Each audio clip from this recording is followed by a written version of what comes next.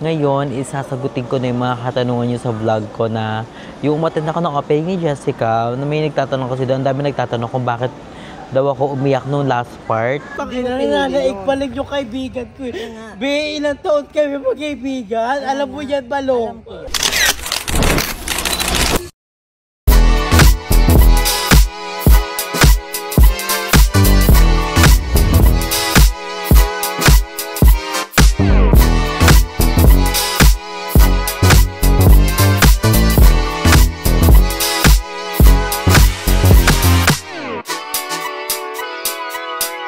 So hi guys, I'm Andrew and welcome back to my channel. Yes, so for this video is very special. Yes, dahil ngayon isasagutin ko na yung mga katanungan nyo sa vlog ko na yung umattend ako ng opening ni Jessica, na may nagtatanong kasi doon, ang dami nagtatanong kung bakit daw ako umiyak nung last part. So, sinama ko kasi yung video na yon and sagutin ko din dito kung bakit ko nga sinama yung video na yun sa last part. So, ayun nga. And babasa rin tayo ng some comments sa aking vlog na yon. So, napakadami kasing comment on. Like, thank you so much guys for supporting me and for guide me always. Thank you so much guys. And eto nga. So, ayun nga. Kung bakit ko nga ba sinama yun guys. Sinama ko yung vlog na yun sa huli ng vlog ko dahil nga isa rin yun sa mga nangyari. Siyempre, as a vlogger, syempre, isasama natin kung ano mga kaganapan that time and kung bakit ba ako umiyak that time kasi syempre nakainom na ako noon. Syempre medyo nadami na din yung nainom ko that time and also kala ko is magiging okay na kami ng mga bayot. So, pero it takes time naman talaga sa ganun. So, feel ko din hindi pa ready ang mga bayot and isa rin sa mga nagpaiyak sa akin that time, it's nung kala ko okay lahat. Kala ko magiging okay yun doon. Like, parang usual na mga problema ng mga bayot na pag nagkita kami, it's okay na. So, parang nanibago lang ako that time na ganun yung trato nila for me. Like, may mga ibang bayot na may mga nagpaparinig sa akin na ganito, na ganyan, ang dami nilang sila. Nagulat lang ako na iba yung treat nila sa akin. Like, para akong others na parang hindi nila ako friend ng ilang taon. Like, nakakagulat lang. Pero, nangyari na ang nangyari, diba? So, ayun na nga. Naiyak ang bayot sa mga nangyari kasi nanibago nga ako. And, ayun.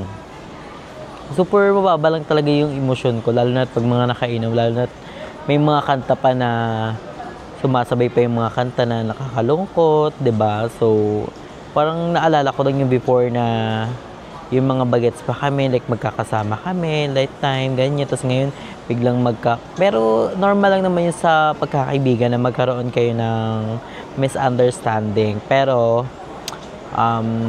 it takes time. Kailangan natin talaga ng panahon for that kasi may mga nangyaring hindi nga maganda.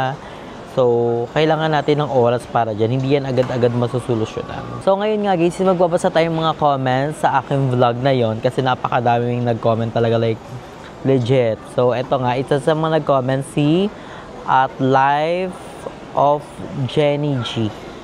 So, ayun nga. So, ayan guys, nakikita niyo yung comment na yan. So, sinabi niya parang weird daw na nilabas ko pa yung clip. So, ako naman sa akin, hindi naman siya weird for me kasi isa lang yun sa mga nangyari that time. Pinakita ko lang doon kung ano talaga naman nangyari simula umpisa pagpunta ko doon hanggang sa pag-uwi ko. Kasi after ko nung umiyak that time, then sumuka pa ako. Then umuwi na kami kasi hindi ko na talaga kaya.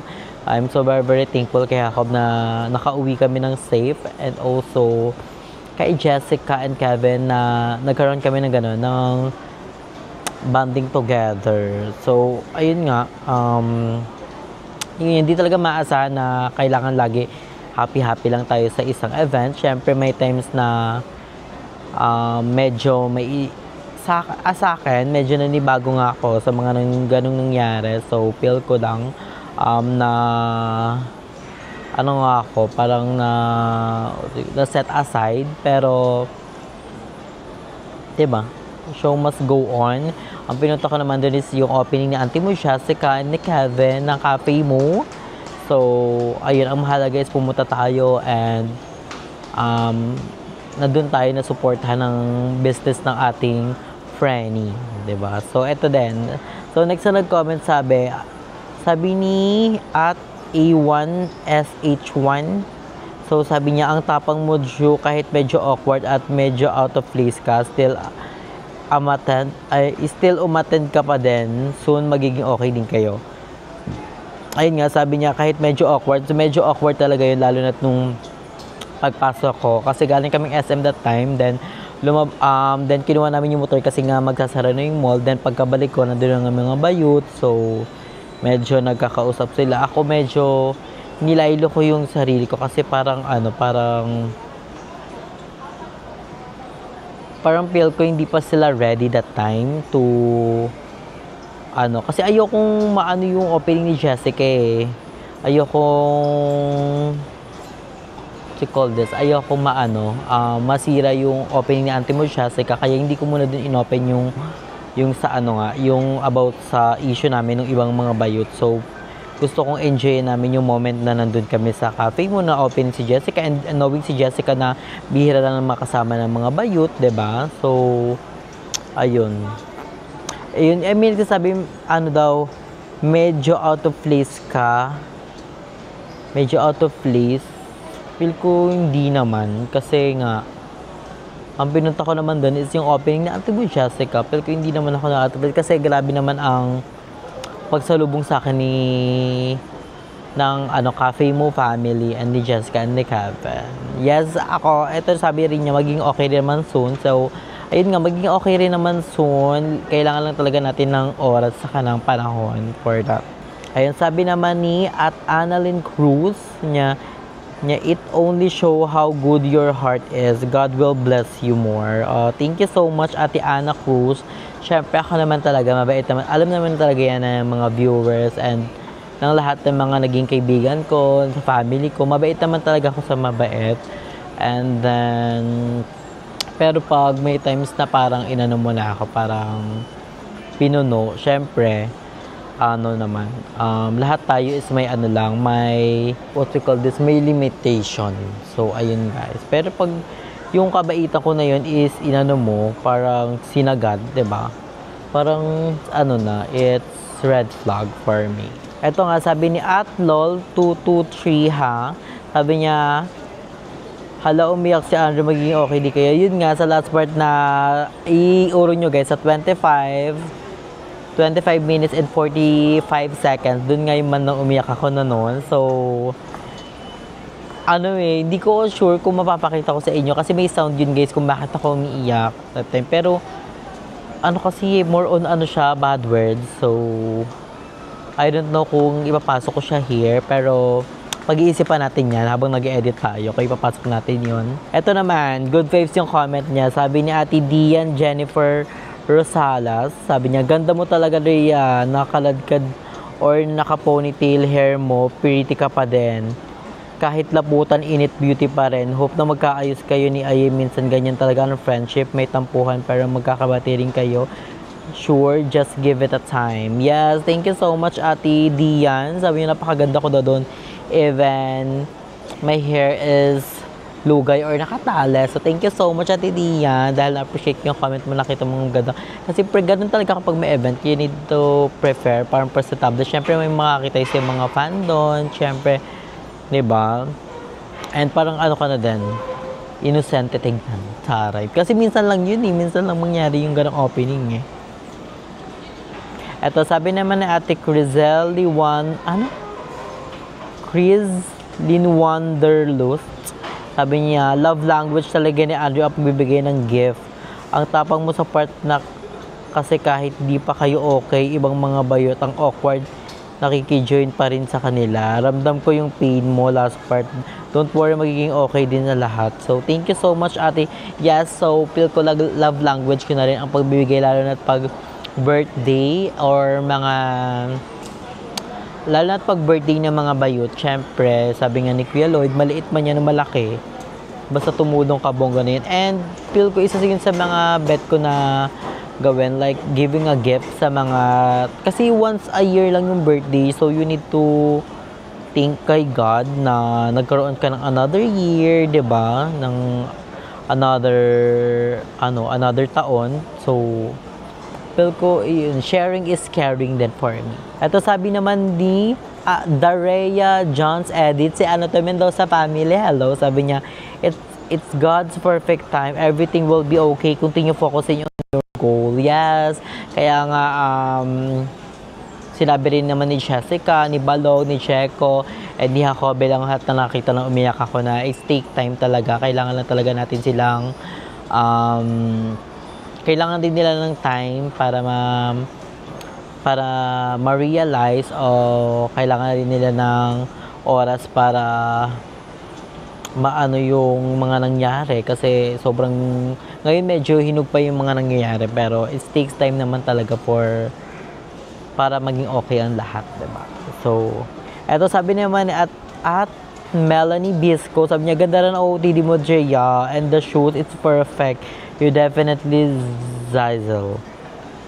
Ang ganda rin ang OOTD ko. Yes, yung OOTD ko na yun is nasuot ko nung birthday ko nung sa Bonggang birthday sa resort, and nasuot ko na din yun sa Palawan. Yung nagpalawan kami, sinuot ko yun nung nag-airport, and third time ko pa lang siya sinuot, and ang bongga guys dahil lumuwag na siya sa akin, so it means na medyo na-lose tayo ng weight, pero wala pa, malayo pa tayo sa gusto nating i-achieve.